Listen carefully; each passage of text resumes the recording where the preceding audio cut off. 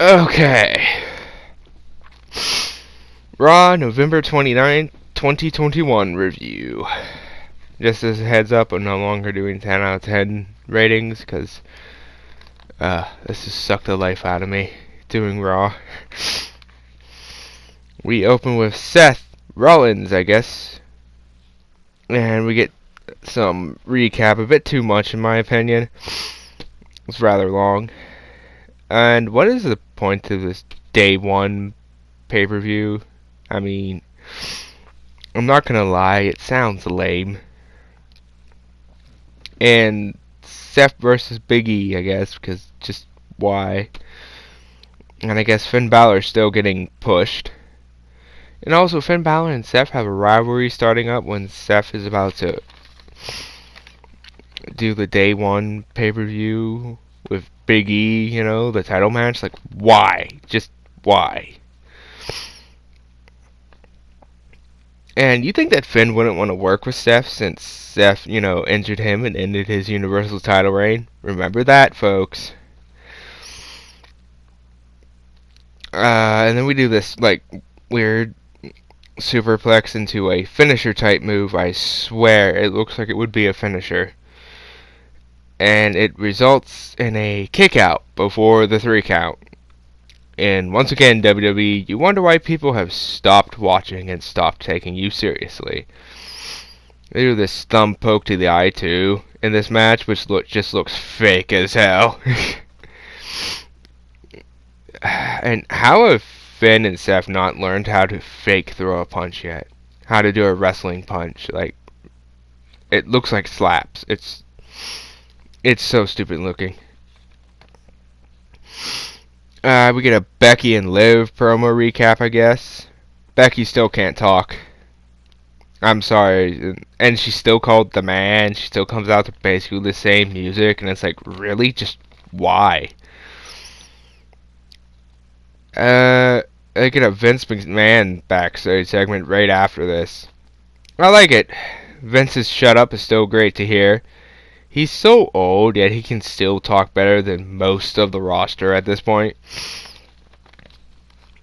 We get a contract signing then, and, well, I guess it's not closing the show, so that's something new. And I hope they do put the title on Liv Morgan. I like her, and someone needs to take it off Becky. I mean, she's just a ratings killer at this point, and somebody needs to save the women's division.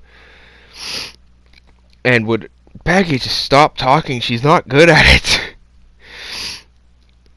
And it seems like these title matches on Raw are becoming some sort of common occurrence right now, because this is a contract signing for next Monday night Raw. Liv is pretty good on the mic, I'm not gonna lie. And I just want to say this. Liv Morgan needs to become champion. Please, you just have to take that title off Becky. We get RK Bro. Just enough said there. And could Riddle cut a promo without saying bro like 15 times? Like, oh my god. Randy is carrying their segments and promos.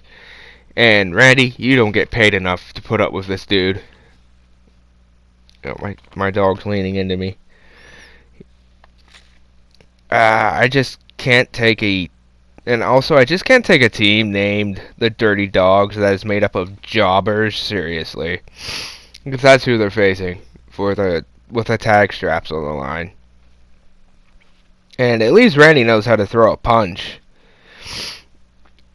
And Riddle does Randy's DDT in this match, the rope DDT, and then they try to do a RKO to each of the Dirty Dogs, and I can't believe they did that. Like, just why?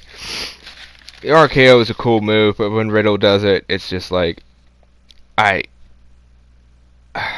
you're killing the hype of the RKO.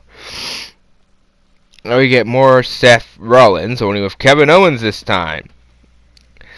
And now they're making a match that was advertised as a one-on-one between Big E and Seth Rollins after Seth Rollins won a ladder match to become the number one contender a potential triple threat? Because at this point in the show, we don't know who's going to win in Big E and Owens' match. And why pick Owens? With so many other people on the roster at this point. Still, you could have done it with somebody else. And then Edge comes out, and Edge is always a win. And then Edge is just talking about Seth and how he's, in the zone or whatever. And it's like, Edge, even you can't get Seth Rollins over. And they do a promoting for Miz having been on Dancing with the Stars, even though he's been voted off. Okay, I guess. And Edge can still work a crowd. Can he teach others to do that, please? Because this roster needs all the help it can get right now at this point. I guess they're doing Edge and Miz next. I guess that's going to be the day one pay-per-view match. I mean, I guess it can work with that. And it is a sad state of WWE. Maurice is still better looking and more legit looking than most of the women on the roster.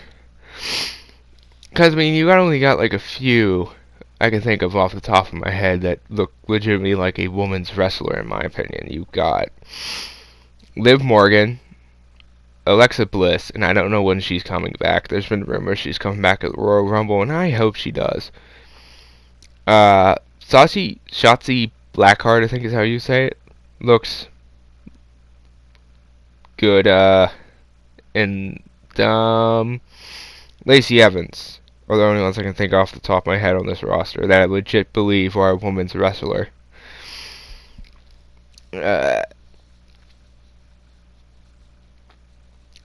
Okay, we get an AJ Styles promo next, and it's sort of okay. AJ's better than he was in his last promo, I guess. Promo and mic skills has never been his strong suit, in my opinion. And Street Profits are next, against a tag team called the Alpha Academy, which is Otis and Chad Gable, I think his name is, whatever. And AJ is selling this thing that he got blinded from a fire extinguisher previously, and I'm gonna just say it's the best selling of the night, very sarcastically, I say.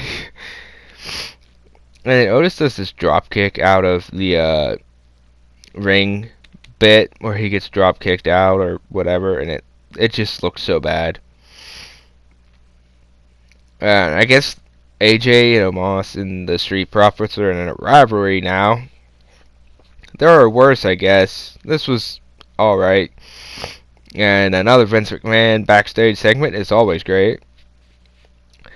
And then we get this recap for the 24/7 title, and seriously, they're still doing intergender segments with the 24/7 title. Just intergender matches don't work. Because first of all, if the woman wins, then it instantly delegitimizes the man in the intergender match. And if the man wins, then he just beat up a woman. There's no winners in that scenario. And next we get Damien Priest, and I really don't get Damien Priest's appeal. What is his character supposed to be? Does he even have one? Is he heel or face? Am I supposed to like him? Am I supposed to hate him? What is he? I don't know. And he's been on the roster for how long now?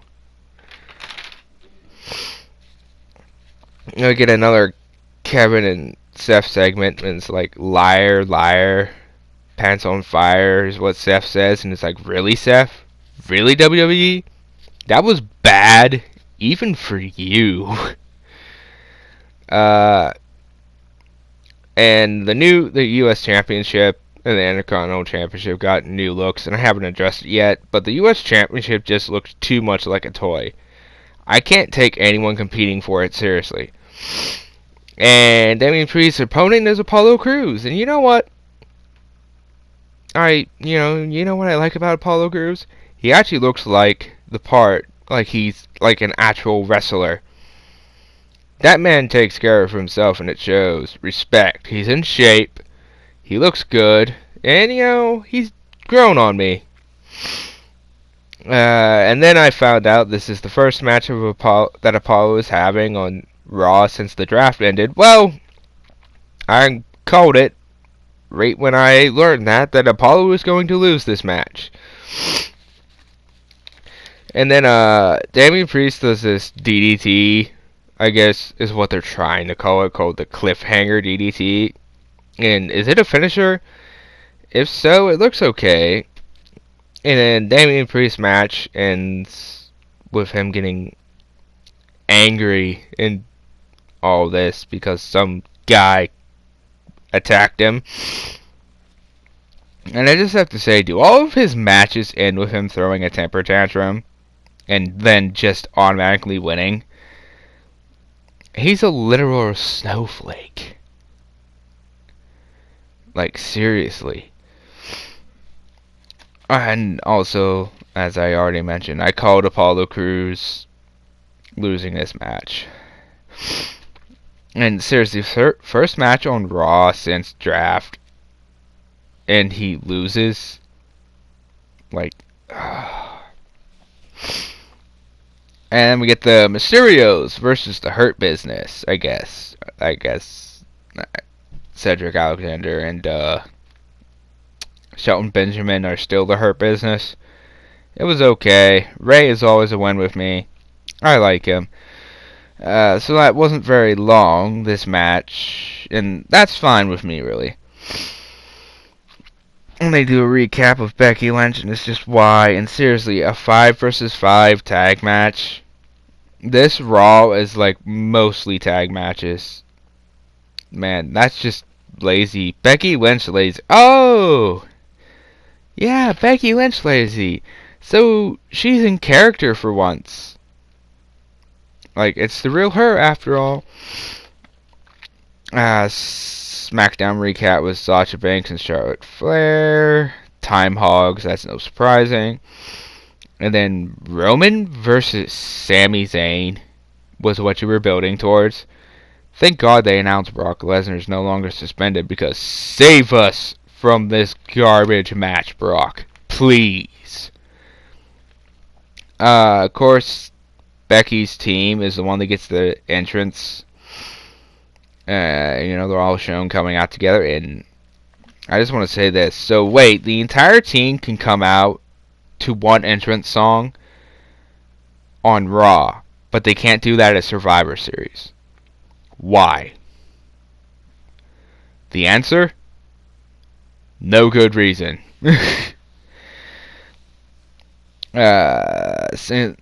So, first of all, I was a little confused. This is a normal tag match or an elimination tag match, and apparently it's a normal one. Just great. Just great. Leave this segment where everybody on Becky Lynch's team just starts tagging in and out in the corner, and it's like, what was that even supposed to be? And I was so like, oh, I was worried Becky's team was going to win this one. I mean, she needs to stop being the face of the women's division. It's just, she's a ratings killer. Like, seriously. And have they just given up on building other stars for the women's division at this point? Because literally every woman I can think of that's on Raw and who could have the potential, and just is in this match, I guess. And you could have booked a 1 versus 1 women's match instead of 3 or 4 tag matches. I forget what the number is already, but there was like way too many. There's some basic 5-team tag match spots in this.